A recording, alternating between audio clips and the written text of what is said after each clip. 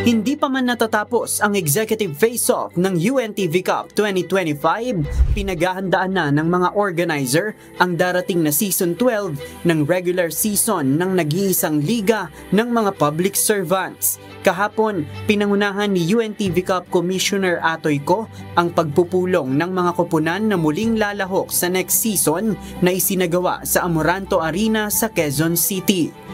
Nagkaroon ng assessment sa nagdaang season at pinag-usapan din ang mga gagawin sa papasok na season.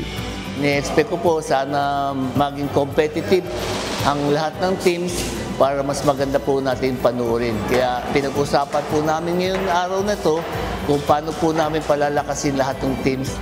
Umaasa din si Commissioner Atoy Co na mas gaganda pa ang line-up ng bawat koponan para maging mas exciting ang liga. So far, maganda naman po respond ng mga iba-ibang agency.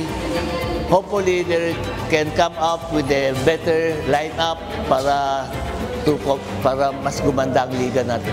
Umaasa ang mga organizer ng UNTV Cup na mas makatutulong pa sa mga mapipiling benepisyaryo ng bawat koponan. Sana mas makatulong pa po tayo sa maraming mga nangangailangan kasi yung mga nananalo ay nagkakaroon po sila ng premyo na pwede po nilang ibigay sa kanilang mga charitable institution. Kaya marami po natutulungan sa UNTV Cup. Kaya siguro pinagpapala po tayo lahat because nakakatulong po tayo. Isa sa inaabangan next season ay kung makukuha ba ng Department of Agriculture Food Masters ang three-peat sa liga. Noong Season 11, gumawa sila ng kasaysayan sa kanilang back-to-back champion title matapos talunin ang Ombudsman Graph Busters.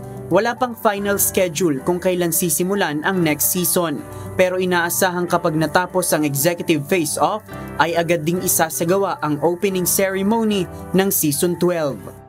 Samantala, bukas October 1 nakatakda ang huling playdate ng semifinals ng UNTV Cup Executive Face-Off 2025 sa Amoranto Arena sa Quezon City.